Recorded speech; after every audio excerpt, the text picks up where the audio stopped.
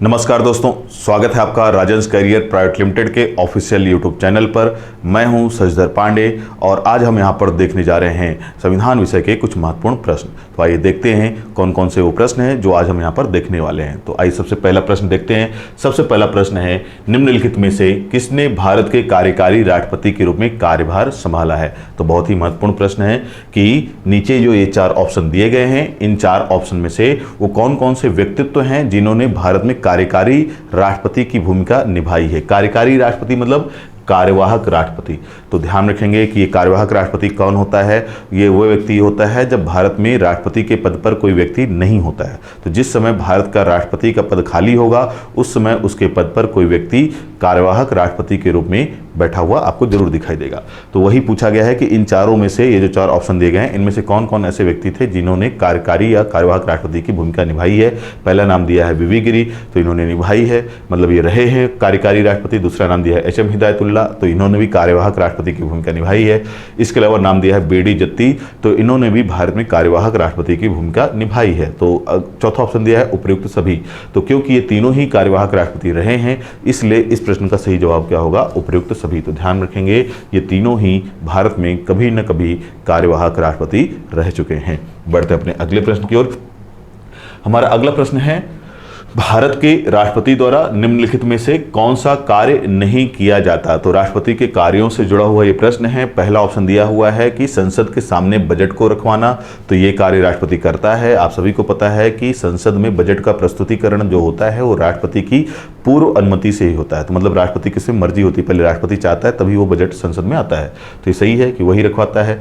दूसरा ऑप्शन दिया है राज्यसभा को विघटित करना। तो ध्यान रखेंगे कि जो राज्यसभा है हमारे देश में उसको कभी भी विघटित नहीं किया जा सकता। ये कार्य राष्ट्रपति का बिल्कुल भी नहीं है। तो इस प्रश्न का जो सही जवाब होगा ऑप्शन बी होगा कि राज्यसभा को विघटित करना ये कार्य उसका नहीं है। तो क्या आंसर होगा, ऑप्शन बी। वहीं अगर हम तीसरे ऑप्शन को देख लें तो संसद का सत्रावसान करना ये भी राष्ट्रपति का ही कार्य है। और चौथा ऑप्शन दिया है आवश्यकता पड़ने पर दोनों सदनों की संयुक्त बैठक बुलाना। तो अनुच्छेद 108 के तहत जो है राष्ट्रपति संसद के दोनों सदनों की संयुक्त बैठक बुला सकता है अगर किसी सामान्य विधेयक पर दोनों सदनों के बीच मतभेद हो तो ये आपको याद रखना होगा। तो इस प्रश्न के हिसाब से सही जवाब क्या होगा, ऑप्शन बी। राज्यसभा को विघटित करने का जो कार्य है या ये अधिकार है ये राष्ट्रपति को नहीं प्राप्त है। बढ़ते अपने अगले प्रश्न की ओर। अगला प्रश्न है, निम्न में से किसकी नियुक्ति भारत के राष्ट्रपति द्वारा नहीं की जाती। तो बात की जा रही है कि नियुक्ति की किसके द्वारा, राष्ट्रपति के द्वारा नहीं की जाती। तो तीन वर्ड आपको ध्यान रखना होगा। तो ये प्रश्न बहुत ही महत्वपूर्ण। देखिए कि इन चार ऑप्शन में से कौन सा व्यक्तित्व है, कौन सा पदाधिकारी है जिसकी नियुक्ति राष्ट्रपति के द्वारा नहीं की जाती। तो पहला ऑप्शन दिया है लोकसभा अध्यक्ष, दूसरा ऑप्शन दिया है भारत के मुख्य न्यायाधीश, तीसरा ऑप्शन दिया है वायुसेना प्रमुख, चौथा ऑप्शन दिया है थल सेना का प्रमुख। तो ध्यान रखेंगे थल सेना प्रमुख, वायुसेना प्रमुख, भारत के मुख्य न्यायाधीश और लोकसभा अध्यक्ष किसकी नियुक्ति राष्ट्रपति के द्वारा नहीं की जाती, यही पूछा गया है। तो थल सेना के प्रमुख की नियुक्ति राष्ट्रपति के द्वारा की जाती है, तो ये तो होता ही है, मतलब इनकी नियुक्ति करता ही है राष्ट्रपति। वायुसेना के प्रमुख की नियुक्ति भी राष्ट्रपति के द्वारा की जाती है और भारत के मुख्य न्यायाधीश की नियुक्ति भी राष्ट्रपति के द्वारा की जाती है।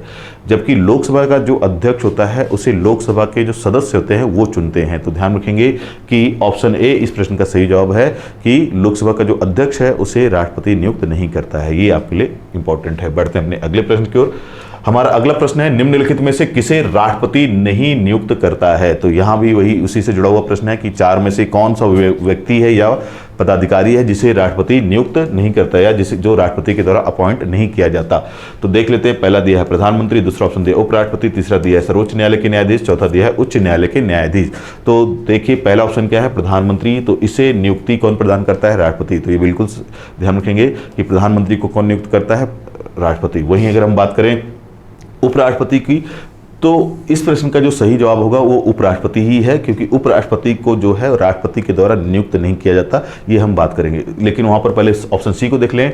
ऑप्शन सी क्या दिया है, सर्वोच्च न्यायालय के न्यायाधीश। तो सर्वोच्च न्यायालय के जो सभी न्यायाधीश हैं, जितने भी, चाहे वो मुख्य न्यायाधीश हो चाहे कोई भी न्यायाधीश हो, उन सभी न्यायाधीशों की नियुक्ति राष्ट्रपति के द्वारा ही की जाती है। जबकि उच्च न्यायालय के जो न्यायाधीश हैं उनकी भी, चाहे वो किसी भी राज्य के उच्च न्यायालय हो और उनके मुख्य न्यायाधीश हो चाहे अन्य न्यायाधीश हो, उन सभी की नियुक्ति, तो उच्च न्यायालय के न्यायाधीशों की और सर्वोच्च न्यायालय के न्यायाधीशों की उनकी नियुक्ति किसके द्वारा की जाती है? भारत के राष्ट्रपति के द्वारा की जाती है। वहीं पर प्रधानमंत्री की नियुक्ति भी किसके द्वारा की जाती है? राष्ट्रपति के द्वारा की जाती है। तो इस प्रश्न का जो सही जवाब है वो है उपराष्ट्रपति। जो क्यों? क्योंकि उपराष्ट्रपति जो होता है उसका चुनाव होता है और वो चुनाव जीत करके आता है, उसको नियुक्त नहीं किया जाता। उपराष्ट्रपति जो व्यक्ति बनता है वो उपराष्ट्रपति पद का चुनाव जीत करके आता है और वो उसी रूप में कहाँ पर शपथ लेता है? संसद या क्या बोलना चाहिए, देश के सामने शपथ लेता है। तो ध्यान रखेंगे कि जो उपराष्ट्रपति होता है वो व्यक्ति उपराष्ट्रपति पद का चुनाव जीत करके आता है और वो उसी की शपथ लेता है, तो उसे नियुक्त नहीं किया जाता है। ध्यान रखेंगे, उसे किसी के द्वारा नियुक्त नहीं किया जाता बल्कि वो शपथ लेता है। तो ये आपको ध्यान रखना होगा कि राष्ट्रपति निम्न में से किसे नियुक्त नहीं करता है, तो उपराष्ट्रपति को नियुक्त करने का अधिकार राष्ट्रपति के पास नहीं होता है। बढ़ते अपने अगले प्रश्न की ओर। हमारा अगला प्रश्न है, राष्ट्रपति लोकसभा को भंग कर सकता है कब या किस कंडीशन पर? प्रश्न में ये पूछा गया है कि राष्ट्रपति जो होता है, ये आपको जानकारी होनी चाहिए कि राष्ट्रपति को ये अधिकार है भारत में कि वो लोकसभा को क्या कर सकता है? भंग कर सकता है। क्या कर सकता है? भंग। तो राष्ट्रपति के पास ये अधिकार है लोकसभा को भंग करने का, लेकिन कब करेगा यही यहाँ पर पूछा गया है। पहला ऑप्शन दिया है प्रधानमंत्री की सलाह पर, दूसरा दिया है उपराष्ट्रपति की सलाह पर, तीसरा दिया है लोकसभा के अध्यक्ष की सलाह पर और चौथा दिया है सर्वोच्च न्यायालय के मुख्य न्यायाधीश की सलाह पर। तो इन चारों ऑप्शन में से ये बताया गया चारों ऑप्शन में कि निम्न में से किसकी सलाह पर राष्ट्रपति लोकसभा को भंग करता है? तो इस प्रश्न का सही जवाब होगा प्रधानमंत्री की सलाह पर। तो यहां पर ऑप्शन देख लेते हैं। ऑप्शन ए जो है उसमें क्लियर लिखा हुआ है किसकी सलाह पर? प्रधानमंत्री की सलाह पर। तो ये याद रखना है आपको कि भारत में जो है लोकसभा, उसका कार्यकाल 5 साल होता है और प्रत्येक 5 वर्ष बाद एक नई लोकसभा का चुनाव करवाया जाता है, एक नई लोकसभा का गठन होता है। तो प्रत्येक 5 वर्ष बाद एक जो नई लोकसभा का गठन होता है और फिर 5 साल जैसे ही समाप्त होता है, 5 साल की समाप्ति के पूर्व ही प्रधानमंत्री राष्ट्रपति को इस बात की सूचना देता है कि वर्तमान लोकसभा का कार्यकाल अब समाप्त हो रहा है और आप इसको भंग कर दीजिए। तो प्रधानमंत्री ही ये सलाह राष्ट्रपति को देगा कि लोकसभा का कार्यकाल पूरा हो चुका है और उसे अब भंग कर दिया जाना चाहिए। तो ये आपको ध्यान रखना होगा। ऑप्शन ए इस प्रश्न का सही जवाब होगा। बढ़ते हैं अपने अगले प्रश्न की ओर। हमारा अगला प्रश्न है, राष्ट्रपति देश के लिए वैसे हैं जैसे राज्य के प्रति हैं। तो प्रश्न में पूछा जा रहा है कि अब देख लेते हैं पहले ऑप्शन क्या क्या है। ऑप्शन है मुख्यमंत्री, राज्य मंत्री, राज्यपाल या लेफ्टिनेंट। तो प्रश्न में पूछा गया है, देख लीजिए प्रश्न क्या है। प्रश्न है राष्ट्रपति कौन? राष्ट्रपति देश के लिए वैसे ही हैं जैसे राज्य के प्रति हैं। तो इन यहां पर तुलना पूछी गई है। तो जिस प्रकार भारत में केंद्र के स्तर पर या राष्ट्रीय स्तर पर राष्ट्रपति के पद की स्थिति दिखाई देती है, वैसी ही पद की स्थिति राज्य के स्तर पर किसकी दिखाई देती है, यही इस प्रश्न में पूछा गया है। तो देखिए 4 ऑप्शन कौन कौन से? मुख्यमंत्री, राज्य मंत्री, राज्यपाल या लेफ्टिनेंट। तो यहां पर जो ऑप्शन सी है आपके सामने, कौन? राज्यपाल। उसकी स्थिति बिल्कुल वैसी ही दिखाई देती है राज्य में जैसी केंद्र के स्तर पर राष्ट्रपति की दिखाई देती है। लगभग दोनों के पदों में काफी हद तक समानता दिखाई देती है। तो इस प्रश्न का सही जवाब क्या होगा? ऑप्शन सी, राज्यपाल। आते हैं अपने अगले प्रश्न की ओर। हमारा अगला प्रश्न है, राष्ट्रपति राज्यपाल की नियुक्ति में किसकी सलाह लेता है? बहुत ही महत्वपूर्ण प्रश्न है कि जब किसी राज्य में राज्यपाल की क्या की जाती है? नियुक्ति। और कौन करता है? तो ध्यान रखेंगे राष्ट्रपति के द्वारा। तो सभी बातें आपको याद रखनी है कि राज्यों में राज्यपाल की नियुक्ति राष्ट्रपति के द्वारा की जाती है। प्रश्न में ये पूछा गया है कि राष्ट्रपति जब ये नियुक्ति कर रहा होता है तो वो किसकी सलाह लेता है ऐसा करने से पहले? तो ऑप्शन देख लेते हैं। पहला है प्रधानमंत्री की, दूसरा है मुख्य न्यायाधीश की, तीसरा है मुख्यमंत्री की, चौथा ऑप्शन है अध्यक्ष की, लोकसभा अध्यक्ष की तरह से। तो इस प्रश्न का सही जवाब है प्रधानमंत्री की। किसकी सलाह लेता है? तो राष्ट्रपति राज्यों में राज्यपाल की नियुक्ति करने से पहले प्रधानमंत्री या एक तरह से प्रधानमंत्री और उसका मंत्रिमंडल इनकी सलाह लेता है और उनकी सलाह के आधार पर ही किसी भी व्यक्ति को किसी राज्य के राज्यपाल की जिम्मेदारी सौंपी जाती है। बढ़ते हम अपने अगले प्रश्न की ओर। हमारा अगला प्रश्न है, अवित्तीय विधेयक को राष्ट्रपति कितनी बार लौटा सकता है? तो बहुत ही महत्वपूर्ण प्रश्न है कि क्या पूछा गया है वो ध्यान से देख लीजिए कि अवित्तीय विधेयक, कौन सा विधेयक? अवित्तीय विधेयक। ऐसा विधेयक जो वित्तीय मामलों से जुड़ा हुआ ना हो या जो धन के मामले से जुड़ा ना हो, उसको राष्ट्रपति कितनी बार लौटा सकता है सदन को? यही यहां पर प्रश्न में पूछा गया है। 1 बार, 2 बार, 3 बार या 1 बार भी नहीं। तो ध्यान रखेंगे ऐसा कोई भी विधेयक जो सदन में प्रस्तुत किया जा रहा है और उसका संबंध वित्त के मामलों या धन के मामलों से ना हो, उसे राष्ट्रपति 1 बार लौटा सकता है। कितनी बार लौटा सकता है? तो इस प्रश्न का सही जवाब है कि राष्ट्रपति ऐसे विधेयक को 1 बार सदन को वापस जरूर लौटा सकता है जिनका संबंध वित्तीय मामलों से ना हो। बढ़ते हैं अपने अगले प्रश्न की ओर। हमारा अगला प्रश्न है, निम्नलिखित प्रस्तावों में से किसका संदर्भित संबंध संघीय बजट से है। तो यहाँ पर प्रश्न जो है वो किससे जुड़ा हुआ है, संघीय बजट से है। और ये पूछा गया है कि ये जो नीचे ऑप्शंस दिए गए हैं, इन 4 ऑप्शन में से वो कौन सा ऑप्शन है जो बजट से कहीं ना कहीं संबंधित है। तो पहला देख लेते हैं क्या दिया ऑप्शन, तो निंदा प्रस्ताव, दूसरा दिया है ध्यानाकर्षण प्रस्ताव, तीसरा दिया है कटौती प्रस्ताव और चौथा दिया है स्थगन प्रस्ताव।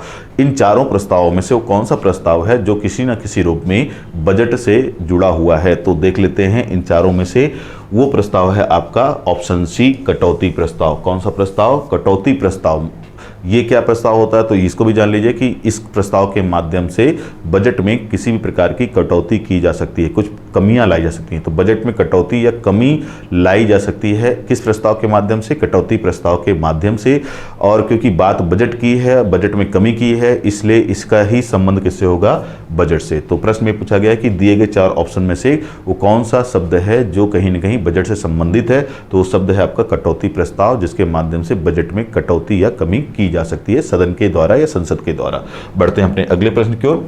हमारा अगला प्रश्न है, भारत का प्रथम नागरिक किसे कहा जाता है। 4 ऑप्शन दिए गए हैं। पहला है भारत के राष्ट्रपति को, दूसरा है भारत के प्रधानमंत्री को, महात्मा गांधी या फिर डॉक्टर भीमराव अंबेडकर जी को। तो ये बहुत ही सरल प्रश्न है और अक्सर ये प्रश्न आता रहता है कि भारत का प्रथम नागरिक कौन कहलाता है।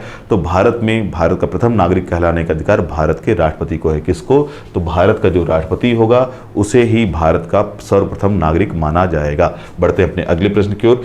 हमारा अगला प्रश्न है, भारत का राष्ट्रपति बनने वाला प्रथम असमी व्यक्ति कौन था। तो ये भी आपके लिए एक यूजफुल क्वेश्चन हो सकता है कहीं पर इस तरह का प्रश्न भी आ जाए कि भारत का राष्ट्रपति बनने वाला प्रथम असमी, मतलब असम से संबंधित पहला व्यक्ति कौन था जो भारत का राष्ट्रपति बनता हुआ दिखाई देता है। तो ऑप्शन ए देखिए, लिखा हुआ है सैयद अनवर तैमूर, ऑप्शन बी है गोपीनाथ बारदोली, ऑप्शन सी है फखरुद्दीन अली अहमद और डी है सैयद अब्दुल मलिक। तो असम से भारत का राष्ट्रपति बनने वाले जो पहले व्यक्तित्व इन 4 नामों में दिखाई दे रहे हैं वो कौन है, फखरुद्दीन अली अहमद। बाकी जो नाम आपको यहाँ पे दिखाई दे रहे हैं ये इनमें से कोई भी व्यक्ति भारत का राष्ट्रपति के पद पर पहुंचता हुआ नहीं दिखाई देगा। तो केवल एक ही व्यक्ति हैं, कौन, फखरुद्दीन अली अहमद, जो कभी क्या रहे हैं, भारत के राष्ट्रपति रहे हैं। और इनका संबंध किस राज्य से माना जाता है, तो असम से माना जाता है। इनके बारे में आप जानकारी रखिएगा कि यही वो राष्ट्रपति थे जिनके शासनकाल के दौरान वर्ष 1975 का आपातकाल आंतरिक अशांति के आधार पर लगाया गया था। तो आंतरिक अशांति के आधार पर आपातकाल की घोषणा करने वाले जो राष्ट्रपति थे वो कौन थे, फखरुद्दीन अली अहमद। और इनका संबंध किस राज्य से है, तो इनका संबंध था असम से। अब बढ़ते अपने अगले प्रश्न की ओर। हमारा अगला प्रश्न है, राज्यसभा में राष्ट्रपति द्वारा कितने सदस्य मनोनीत किए जाते हैं। तो बहुत ही महत्वपूर्ण प्रश्न है, अक्सर ये प्रश्न आता रहता है अलग अलग परीक्षाओं में कि राष्ट्रपति के पास ये अधिकार है कि वो कहां पर, राज्यसभा में, कहां पर, राज्यसभा में कुछ लोगों को मनोनीत कर सकता है। क्या कर सकता है, तो आपको ये शब्द भी याद रखना होगा कि राष्ट्रपति को राज्यसभा में कुछ सदस्यों को मनोनीत करने का, एक तरह से अपने मन से नियुक्त करने का या अपने मन से बैठाने का अधिकार प्राप्त है। तो वो पूछा जाता है कभी कभी कि कितने सदस्य ऐसे होते हैं जिनको राष्ट्रपति अपने मन से नियुक्त कर सकता है, मनोनीत कर सकता है। तो ध्यान रखना है, ये शब्द कई बार पूछता है कि क्या किया जाता है, तो ध्यान रखेंगे मनोनीत करता है। कौन करता है, राष्ट्रपति। अब आप देख लेते हैं ऑप्शन में, पहला ऑप्शन है 12, दूसरा ऑप्शन है 15, तीसरा ऑप्शन है 10, चौथा ऑप्शन है 20। तो याद रखेंगे कि राष्ट्रपति राज्यसभा में कुल 12 सदस्यों को मनोनीत करता है। कितने सदस्यों को मनोनीत करता है, 12 सदस्यों को। और ये जो सदस्य होते हैं अलग अलग क्षेत्रों से हो सकते हैं, मतलब ये हो सकते हैं विज्ञान के क्षेत्र से, या तो साहित्य के क्षेत्र से, या फिर समाज सेवा के क्षेत्र से। तो आपको क्षेत्र का भी नाम ध्यान रखना होगा, या फिर कला। तो इस तरह के जो क्षेत्र हैं, खेल से भी जुड़े हुए, राजनीति, तो ये कुछ क्षेत्र हैं। इन क्षेत्रों से जुड़े हुए ऐसे व्यक्तियों को जिन्होंने अपने इन क्षेत्रों में महान उपलब्धि हासिल की हो या जिन्होंने देश का नाम ऊंचा किया हो, उन्हें ही भारत के राष्ट्रपति के द्वारा राज्यसभा में मनोनीत किया जाता है। तो विज्ञान, साहित्य, कला, समाज सेवा, खेल, राजनीति, ऐसे कुछ क्षेत्र हैं जहां से 12 लोगों को राष्ट्रपति द्वारा राज्यसभा में मनोनीत किया जाता है। बढ़ते हैं अपने अगले प्रश्न की ओर। हमारा अगला प्रश्न है, राष्ट्रपति स्वरूप की सरकार का निष्पादन निम्नलिखित किस देश में सर्वोत्तम है। तो प्रश्न में यह पूछा जा रहा है कि नीचे दिए गए 4 देशों में से वो कौन सा देश है जहां पर राष्ट्रपति स्वरूप की सरकार सर्वोत्तम तरीके से कार्य कर रही है वर्तमान समय में। तो पहला ऑप्शन दिया है संयुक्त राज्य अमेरिका, दूसरा है पाकिस्तान, तीसरा है भारत, चौथा है इंग्लैंड। तो ध्यान रखेंगे, दुनिया में राष्ट्रपति पद्धति पर जो देश सबसे बेहतरीन तरीके से अभी शासन चला रहा है वो देश है संयुक्त राज्य अमेरिका। कौन है, यूएसए। ध्यान रखेंगे क्या याद रखना है, राष्ट्रपति पद्धति की सरकार। क्या याद रखना है आपको, राष्ट्रपति पद्धति की सरकार। तो दुनिया में अभी संयुक्त राज्य अमेरिका या यूएसए ही वो देश है जहां पर राष्ट्रपति सिस्टम या राष्ट्रपति पद्धति की सर्वोत्तम तरीके की सरकार अभी चलाई जा रही है। तो प्रश्न का सही आंसर होगा संयुक्त राज्य अमेरिका। बढ़ते हैं अपने अगले प्रश्न की ओर। हमारा अगला प्रश्न है, इनमें से कौन सी शक्ति राष्ट्रपति को है लेकिन किसी राज्य के राज्यपाल को नहीं है। मतलब इसका यह है कि यहाँ पर जो ऑप्शन दिए गए हैं इनमें से वो कौन सी शक्तियाँ हैं जो केवल और केवल राष्ट्रपति को प्राप्त है, ना कि राज्यपाल को। तो देख लेते हैं, पहला क्या दिया है, मृत्यु सजा की माफी। दूसरा दिया है राजनयिक शक्ति। तीसरा दिया है राज्य विधानमंडल द्वारा पारित विधेयक पर निषेधाधिकार का प्रयोग। और चौथा दिया है आपातकाल की घोषणा। और यहाँ पर 4 ऑप्शन दिए हैं, एक ऑप्शन में 1 और 4, बी ऑप्शन में 1 2 4, सी ऑप्शन 2 और 3, डी ऑप्शन 1 2 3। तो अब हमें यहाँ पर ये बताना है कि दिए गए जो 4 ऑप्शन हैं, 4 पॉइंट्स हैं, इन 4 पॉइंट्स में से वो कौन कौन से पॉइंट्स हैं जिनका प्रयोग करने का अधिकार केवल और केवल राष्ट्रपति को है। तो देख लेते हैं, पहला पॉइंट क्या है, मृत्यु सजा की माफी। तो ये अधिकार केवल और केवल भारत में राष्ट्रपति को है। दूसरा दिया है राजनयिक शक्ति। राजनयिक शक्ति का मतलब होता है किसी देश से संबंध स्थापित करना, किसी देश से कूटनीतिक संबंध स्थापित करना। तो ये अधिकार भी केवल और केवल राष्ट्रपति के पास ही होता है। तीसरा पॉइंट दिया हुआ है राज्य विधानमंडल द्वारा पारित विधेयक पर निषेधाधिकार का प्रयोग।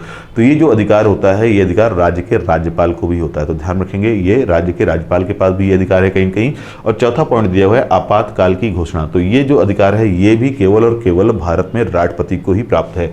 तो पहला पॉइंट, दूसरा पॉइंट और चौथा पॉइंट, ये जो 3 हैं, इन्हीं को, ये जो 3 हैं इनका प्रयोग केवल और केवल भारत में राष्ट्रपति के द्वारा किया जा सकता है। इन शक्तियों का प्रयोग भारत के राज्यपाल द्वारा, किसी भी राज्य के राज्यपाल के द्वारा इन शक्तियों का प्रयोग नहीं किया जा सकता। तो 1 2 और 4। तो देखते हैं ऑप्शन बी। तो इस प्रश्न का सही आंसर है ऑप्शन बी। इसका और इसका चौथे पॉइंट का, इनका प्रयोग करने का अधिकार केवल और केवल किसके पास है, राष्ट्रपति के पास। तो ये आपको याद रखना है। बढ़ते हैं अपने अगले प्रश्न पर। अगला प्रश्न है, संविधान में कितने किस्म की इमरजेंसियों की शाखाएं मौजूद हैं। तो बहुत ही महत्वपूर्ण प्रश्न है और पूछा गया है कि संविधान में कितने प्रकार की इमरजेंसियां यानी कि आपातकाल हैं। इमरजेंसी मतलब हिंदी में आप लोग उसको क्या बोलते हैं, आपातकाल। तो भारतीय संविधान में कितने प्रकार के आपातकालों का वर्णन किया गया है वही यहाँ पर पूछा गया है। पहला दिया है 1, दूसरा में 2, तीसरा 3 और चौथा 4। तो 4 ऑप्शन है, चारों में पहला में ऑप्शन में 1 2, तीसरे में दिया है 3 और चौथे में 4। तो इस प्रश्न का जो सही जवाब है वो है ऑप्शन सी 3। भारतीय संविधान में 3 प्रकार के आपातकालों या आपातकाल का प्रयोग किया गया। कितने प्रकार के आपातकालीन शक्तियों का प्रयोग किया गया भारत में, 3 प्रकार का। और इन आपातकालीन शक्तियों का प्रयोग करने का अधिकार अभी हमने थोड़ी देर पहले ही देखा किसको प्राप्त है, राष्ट्रपति को। तो भारत के राष्ट्रपति को भारत में 3 प्रकार की आपातकालीन शक्तियों का प्रयोग करने का अधिकार प्राप्त है। कौन कौन सी हैं वो आपातकालीन शक्तियां, तो उनको भी थोड़ा सा जान लीजिए। अनुच्छेद पहली है, अनुच्छेद 352 में वर्णित है और उसका नाम है राष्ट्रीय आपातकाल। पहली आपातकालीन शक्ति का नाम है या उसका अनुच्छेद नंबर क्या है, तो अनुच्छेद नंबर है 352, उसका नाम है राष्ट्रीय आपातकाल। दूसरा जो महत्वपूर्ण अनुच्छेद है अनुच्छेद 356, इसका नाम है राष्ट्रपति शासन। और तीसरा है अनुच्छेद 360 और इसका नाम है क्या, राष्ट्रीय वित्तीय आपातकाल। तो 3 तरह की आपातकालीन शक्तियों का वर्णन भारतीय संविधान में किया गया है। पहली है अनुच्छेद 352 के अंतर्गत जिसका नाम है राष्ट्रीय आपातकाल। दूसरा है 356 जिसका नाम है राष्ट्रपति शासन, ध्यान रखेंगे। और तीसरा है 360 जिसका नाम है राष्ट्रीय वित्तीय आपातकाल। तो ये 3 तरह की आपातकालीन शक्तियां हैं और इन तीनों शक्तियों का प्रयोग करने का अधिकार केवल और केवल किसको है, भारत के राष्ट्रपति को। तो इस प्रश्न का सही जवाब क्या है, 3 प्रकार की इमरजेंसियां या आपातकाल के प्रकार भारत में मौजूद हैं। तो ये सारे ही प्रश्न जो अभी हमने यहाँ पर देखे हैं, ये सभी प्रश्न आपके लिए आगामी किसी भी तरह की परीक्षा में उपयोगी साबित हो सकते हैं। चाहे आप कोई भी परीक्षा दे रहे हो, उन सभी परीक्षाओं में इस तरह के प्रश्न आते रहते हैं। तो आज के इस वीडियो में केवल इतना ही। मिलते हैं अपने अगले वीडियो में, तब तक के लिए धन्यवाद।